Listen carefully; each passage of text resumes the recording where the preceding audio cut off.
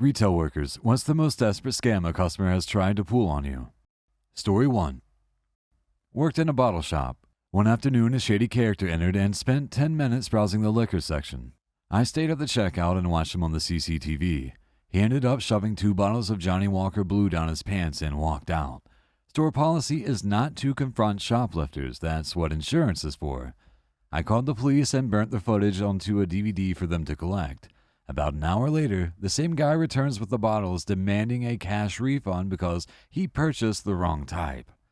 Just as I was telling him I can't do refunds without a receipt, the police walked in to collect the footage. He left with them in handcuffs. Story 2. Years ago, I worked at a small hardware store where they were constantly getting huge rolls of copper wire stolen. One day, this guy and his girlfriend came in to return a roll. I was a few months in on the returns counter. They had no receipt, and when I scanned the item for the return, it was only doing the price per foot. I couldn't figure out how to get the SKU or the price for the whole roll. Called the manager and he comes out and right away knows there's no way these people bought a roll and returned it. So we asked when they bought it and they said 2 weeks ago, the common response. And my manager tells them, oh, really, because the last time we sold an entire roll was over 3 months ago. The guy starts to get brave and tells him, so you're saying I stole it? And my manager says yes. They ended up leaving and left the roll behind. Before they leave the store, the guy says, I'm coming back and I'm bringing the cops. Manager says, go ahead. That way you can explain to them how you stole the roll. Story 3. Years ago, I worked at Walmart and this guy comes in trying to return his Wii that doesn't work. I just bought this for my kids last week and it's already broken, but they won't take it back because I lost the receipt. The Wii in question was the most beat up and disgusting looking GameCube I have ever seen. Like, he found it in a landfill or something.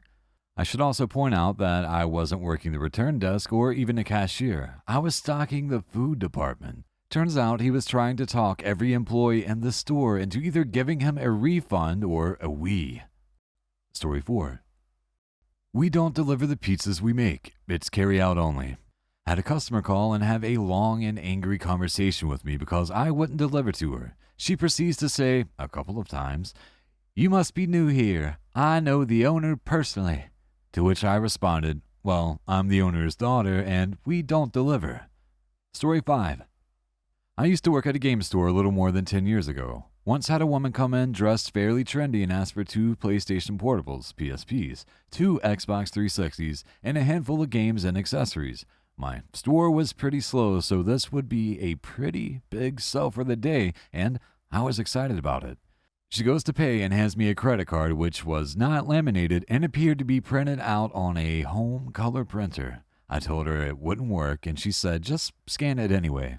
So I scanned her fake credit card, which clearly did not have a magnetic strip, and it didn't work. Of course, she told me just to put the numbers in on the computer. I refused, and she asked why, seemingly legitimately confused. I told her I just couldn't. She told me she would be back with cash. I put everything back on the shelves. She did not return. Story 6. Sold a guy a phone years ago when I worked for a wireless carrier. Spent an hour getting all his information transferred and set up his new phone. He comes in the next day with a shattered screen. Apparently, he didn't remember that I was the rep who helped him and proceeded to tell me that this is how it looked when he left the store. Needless to say, the phone was not replaced. Story 7. I used to work at Best Buy. This guy came in and returned a laptop saying that the box had some old laptops in it. He was yelling and screaming that we don't know how to do business. Manager gave him a full refund. We started to check that old laptop he brought in. It won't turn on. Looks like the motherboard was toast. We pulled the hard drive out and started checking the data. Hard drive was completely fine with everything on it. We started looking for clues and found the pictures of the guy who returned the laptop. It was his old machine. We had all his info. Manager called him and said he had 15 minutes to bring the new laptop back or he's calling the police. That guy came in, dropped the laptop at the front desk, never saw him again in the store. Story 8. We had some members of the traveling community pull into our car park one summer. Guy comes to the till to buy 2 patio kits at 50 pounds each. I tell him the total is 100 pounds, and he says he bought one for 50 pounds the other day in another branch. I say yes, but you're buying two, so it's doubled. He then starts to argue that I'm overcharging him. This went on for 10 minutes with me explaining that he's buying two, so it's more expensive than one.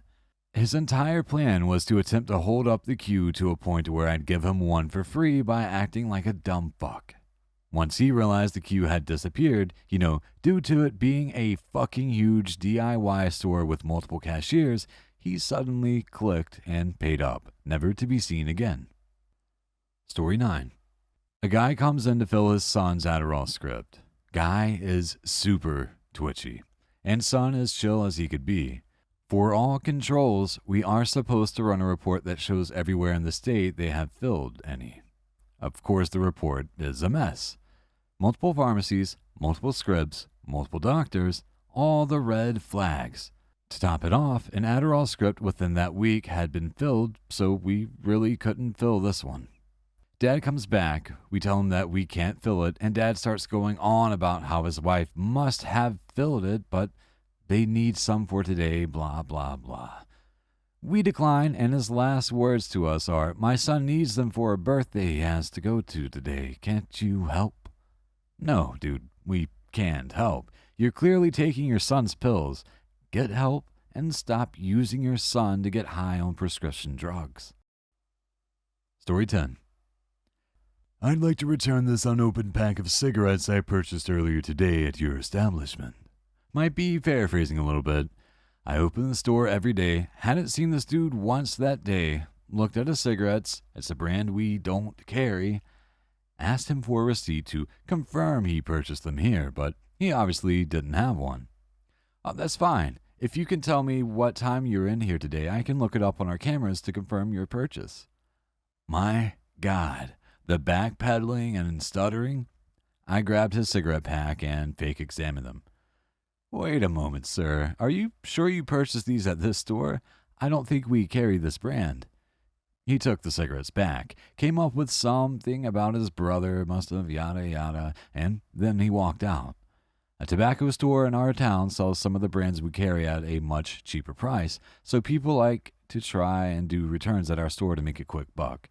We generally don't take any returns on tobacco, but this guy didn't even scope out his mark. Story 11. At my old job, they used to have sales pretty often and would also give out coupons for specific dates. For Boxing Day, they had a 30% off sale, and we'd also given out coupons that would start the next day. Lady comes on Boxing Day, and we worked out that she'd get more of a deal if she used the coupon instead, so I offered to hold her items for her. I explicitly told her that she wouldn't be able to get the 30% off, and she decided to use the coupon instead. She comes back the next day, goes to cash to purchase her items, and gets angry because they wouldn't give her both the 30% off and let her use the coupon. She told the cashier that the person she'd spoken to the day before had told her that she could do that. She sees me and says, "It was that girl who told me." I went to cash to speak to her. I was a key holder at the time, and her story changed about 3 times through the whole thing. First, she said that I told her she could combine the discounts, then said that I never told her she couldn't combine the discounts. And then finally it was, "Well, I don't understand why I'm not able to do this." Another manager came over to help sort it out, and as I walked away, I heard her saying that I was a liar. Now I work at Sephora, and we always get people trying to return fake products. My favorite one was when someone returned a face mask but had put a can of tuna in the box instead of the actual face mask.